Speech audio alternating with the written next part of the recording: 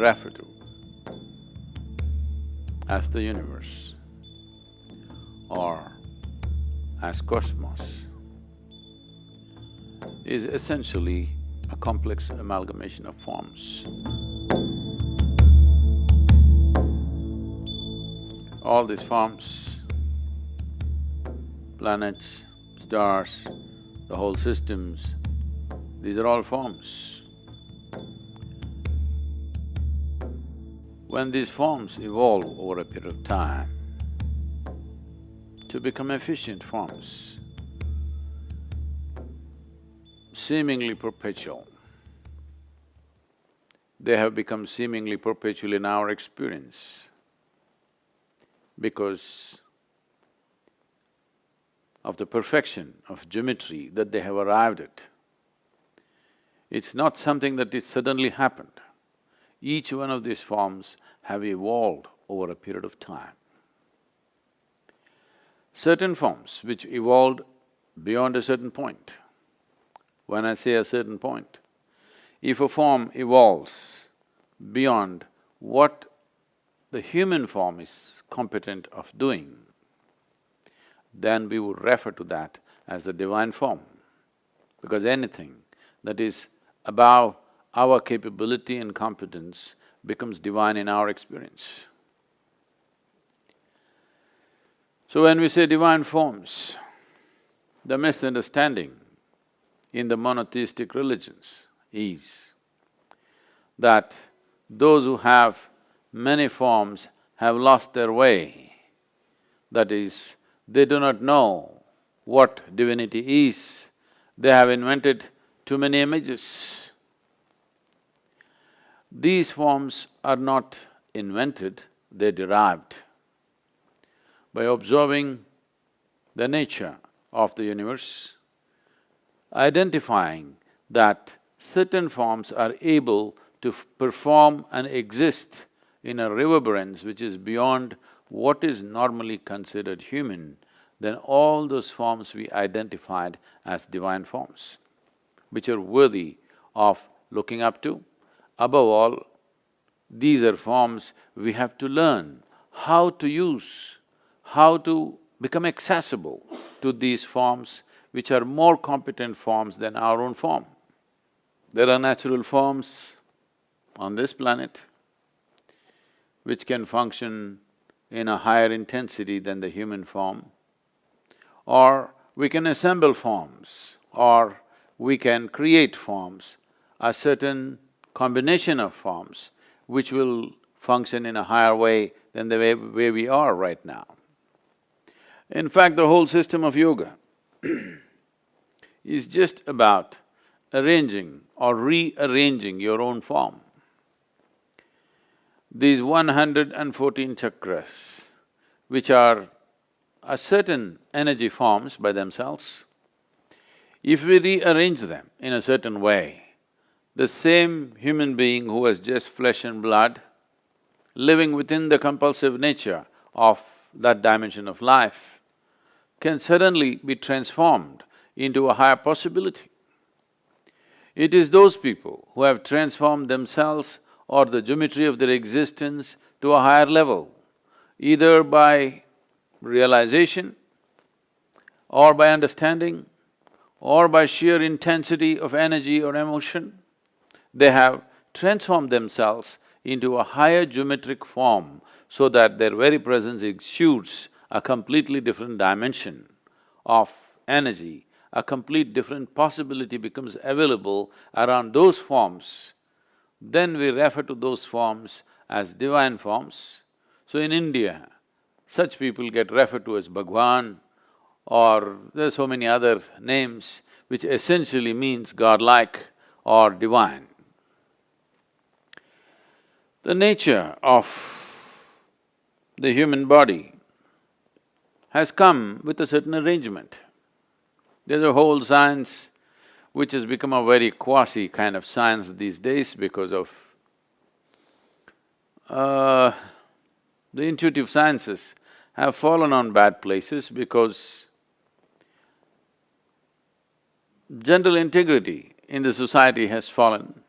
People start saying things, Guesswork is considered intuition. Otherwise, whenever a child is born, usually in India, they used to call a person who's intuitive, who'd come and observe the geometry of the child's body and would say, this is what is possible in this child's life. Not by looking at the stars, but simply looking at the geometry of the child's body, the energetic geometry of the child's body. Probably most of you have heard about how a certain person predicted Gautama, the Buddha's future. He said he will either become a great emperor or a great saint. So this may, for logical minds, this may look like, oh, this is, come on, this or that. Both sides of the coin, if you say you're bound to be right. No, he's only talking about looking at the intensity of the geometry. He's saying, either in the material world he will achieve great things. Because he's a king's son, he's saying maybe he will become a great emperor. Or because of a certain observation, if such intensity is there in the child, why would he waste his time ruling over people? He would rather embrace them, which is more sensible to do. He would rather transform them, which is more sensible to do. So, he said the intensity is going beyond being an emperor. Being a king's son, probably he will become an emperor. But when I look at the intensity of the geometry, maybe he will become a great sage. Well, he turned out the other way around. He was not wrong in that prediction. If he had fallen back in his life for some reason, maybe he would have become a great emperor, a conqueror. Maybe he would have conquered many lands and become a great emperor. Great emperors did not happen without so much guile, violence and many things which most people wouldn't want to do in their lives. To be a great emperor, you have to do many things that a whole lot of sensible people will not be willing to do. So Gautama chose the other way around and the prediction was not wrong. The prediction is he is looking at the seed and this can become a great tree. So the geometry of the body, rearranging the geometry of the body is about creating a divine form from an ordinary flesh and bone system that we have. Is something wrong with flesh and bone? Nothing wrong. It comes with its limitations. It's a compulsive form. Is something wrong me being compulsive? Nothing wrong if you don't appreciate what it means to be free. Nothing wrong being compulsive. Is something wrong being a creature on this planet? Nothing wrong.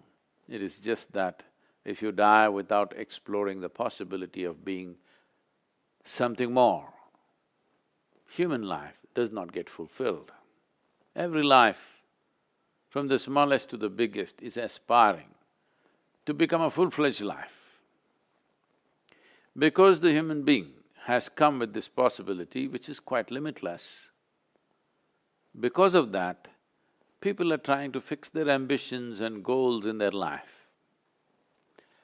What is a seamless possibility? People are trying to fix it so that they will feel like achievers. If they pass an examination, they feel great. If they get a job, they feel great. If they earn $1 million, they feel great. Some nonsense like this. This is like among the lame people, you're a champion just because you have 2 legs. Human possibility has come with a seamless possibility. There is no way you or me can fix a goal, if I reach this, I'm done. It's a stupid way to culture one's life. If you arrange your inner geometry properly, this becomes a machine to go very far. How far it goes internally is entirely determined by the human being, the individual being. But how far it goes in the world are determined by the times, by the society, the social structures, so many things. You may get knocked down on the way. You may not get crucified, somebody may run you down on Highway 8, So, how far we get in the world are subject to many things. How far we get within ourselves is just a question of arrangement of geometry, understanding, realization, understanding and the competence of being able to arrange it. The whole yogic system, starting from the physical phase of asanas to everything, is essentially to reorganize or to re-engineer our geometry in such a way that it begins to function in a way that you have not imagined possible till now. To live your life beyond your ambitions, the stupid ambitions